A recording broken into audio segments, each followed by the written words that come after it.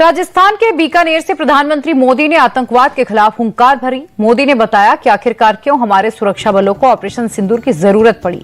मोदी ने दो टूक कहा कि जिन्होंने हमारी बहन बेटियों की मांग उजाड़ी थी, अब ऑपरेशन सिंदूर के खौफ से वही लोग घरों में छिपकर बैठे हैं। यह आतंकवाद के खिलाफ भारत के एक्शन का ही असर है। जो सिंदूर मिटाने निकले थे, उन्हें मिट्टी में मिलाया है।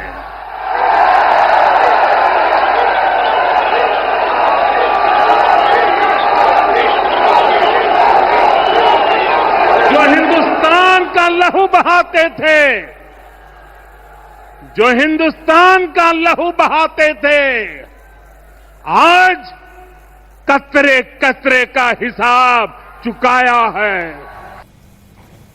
आतंकवाद को कड़ा संदेश विदेश मंत्री एस जयशंकर ने भी दिया। जयशंकर ने साफ कहा कि ऑपरेशन सिंदूर अभी खत्म नहीं हुआ। भारत में दहशतगर्दी का अध्याय लिखने वाले हर एक किरदार का वही अंजाम होगा जो 7 मई की रात को पीओके में दुबक कर बैठे आतंकियों का हुआ।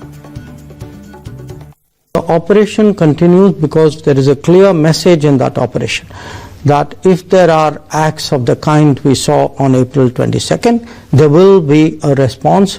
We will hit the terrorists. If the terrorists are in Pakistan, we will hit them where they are. Pakistan को डिप्लोमेटिक घाव देने के लिए मोदी की टीम विदेश में लैंड कर चुकी है। जिस टीम को संजय झा लीड कर रहे हैं, उसने कुछ हद तक अपना काम कर दिया है। इसे लेकर जेडीयू लीडर संजय झा ने कहा कि आतंकवाद के खिलाफ दुनिया के आधे देशों का एक ही स्टैंड है और वो नो टॉलरेंस है। तो कहा कि टेररिज्म के खिलाफ बिल्कुल एक्शन होना चाहिए, ये खत्म होना चाहिए। और उन्होंने हर एक तरह से आतंकवाद के खिलाफ इंडिया के स्टैंड को सपोर्ट किया। टेररिज्म खत्म होना चाहिए, उस पर उनको पनिश होना चाहिए। एग्जैक्ट वर्ड उन्होंने कहा क्योंकि जो भी ये किया है वो पनिश होना चाहिए, उसको पनिशमेंट मिलना चाहिए। वन सेकेंड, जो मोस्ट इम्पॉर्टेंट अप्रिशिएट किया इंडिया के कि इंडिया ने जो जिस तरह से इस सारे घटना में जिस तरह से काम किया, आज ये रिस्ट्रेन रखा, उसको उन्होंने अप्रिशिएट किया। इधर शिवसेना शिंदे गुट के नेता श्रीकांत शिंदे ने भी विदेशी धरती से आतंकवाद के खिलाफ कड़ा मैसेज दिया। उन्होंने कहा कि हमारा जत्था पाकिस्तान की सच्चाई दुनिया के सामने लाने के लिए निकला है और इस लड़ाई में यूएई का भी साथ मिला। दहशतगर्दी को पालने का जो काम पड़ोसी मुल्क कर रहा है, उसे उसका हिसाब चुकाना ही होगा।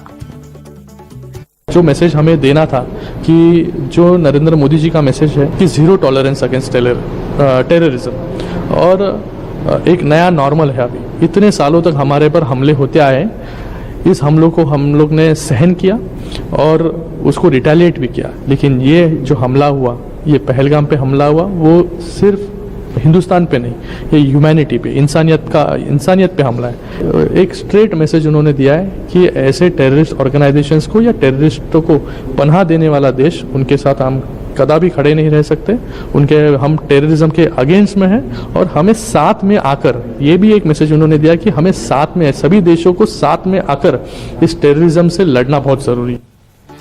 देशभक्ति के मुद्दे पर असदुद्दीन ओवैसी फायर हैं और विदेश में जाकर पाकिस्तान की स्ट्रैटेजी को एक्सपोज करने के लिए भी तैयार हैं, लेकिन उन्हें अपने ही देश में कुछ बयानवीरों की गुस्ताखी का सामना करना पड़ रहा है।